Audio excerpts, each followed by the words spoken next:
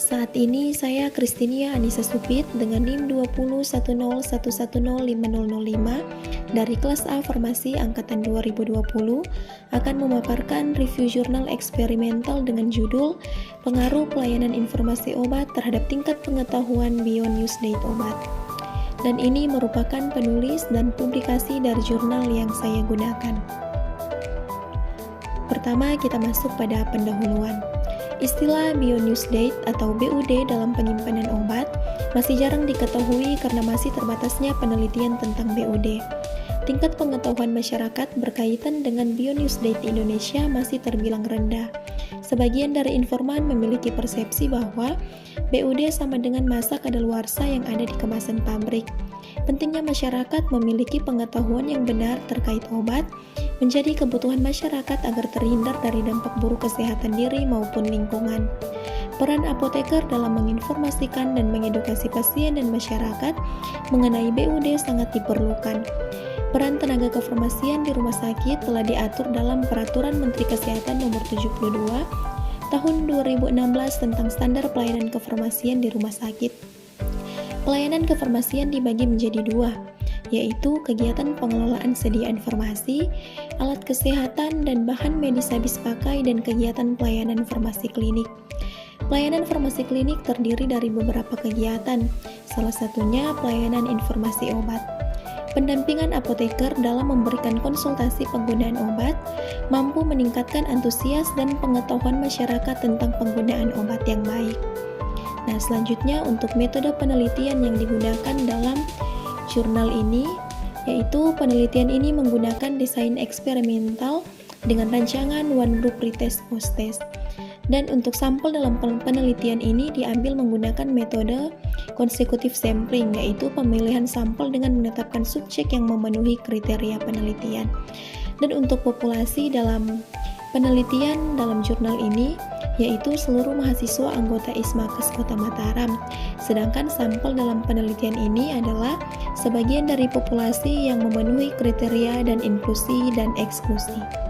Selanjutnya kita masuk pada hasil dan pembahasan. Pada penelitian ini mengikutsertakan responden sejumlah 35 orang yang memenuhi kriteria inklusi dan eksklusi.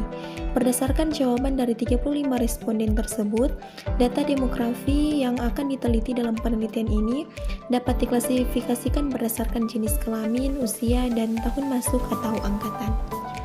Dan berdasarkan tabel 1 ini, dapat dilihat bahwa responden dengan jenis kelamin perempuan lebih banyak dibandingkan dengan yang berjenis kelamin laki-laki, yaitu perempuan sebanyak 71,43%.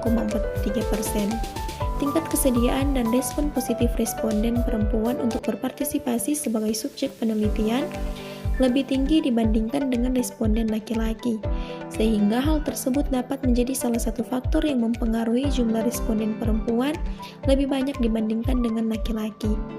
Dan berdasarkan tabel 1 ini, mayoritas responden yaitu dengan usia 20 tahun sebesar 42,86%. Dan berdasarkan tahun masuk kuliah, mayoritas responden yaitu angkatan 2021 sebesar 48,57%. Dan hasil penelitian ini sesuai dengan pendapat dari Nuto Atmojo tahun 2012 yang menyatakan bahwa faktor usia sangat mempengaruhi pengetahuan seseorang. Selanjutnya, pada tabel 2 ini dapat dilihat bahwa tingkat pengetahuan responden tentang BUD dengan mayoritas tingkat pengetahuan baik sebesar 51,43%, cukup 45,715%, dan kurang itu 2,86%. Dari 20 item pertanyaan yang disampaikan pada saat pretest, hanya 6 orang responden, yaitu 17,14% yang dapat menjawab dengan benar tentang patokan suatu obat berhenti digunakan. Selain itu, pertanyaan yang mendapatkan skor paling kecil adalah pada item pertanyaan tentang istilah yang sama antara BUD dan expired date obat, di mana hanya 16 orang, yaitu 45,71% yang mampu menjawab dengan benar. Namun pada pertanyaan tentang BUD sediaan tablet, 100% responden dapat menjawab dengan benar.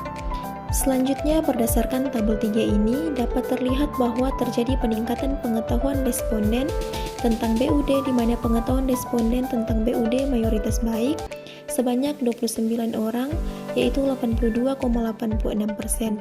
Dan untuk mayoritas cukup sebanyak 6 orang, yaitu 17,14%, dan tidak ada responden yang memiliki pengetahuan kurang. Hal ini menandakan bahwa pemberian informasi tentang BUD dapat diterima dengan baik oleh responden.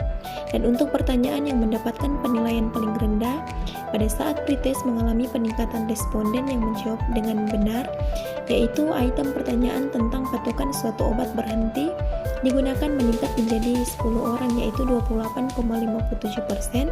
Pada item pertanyaan tentang istilah yang sama antara BUD dan expire date obat juga terjadi peningkatan responden yang menjawab dengan benar, yaitu sebanyak 27 orang, yaitu 77,14%.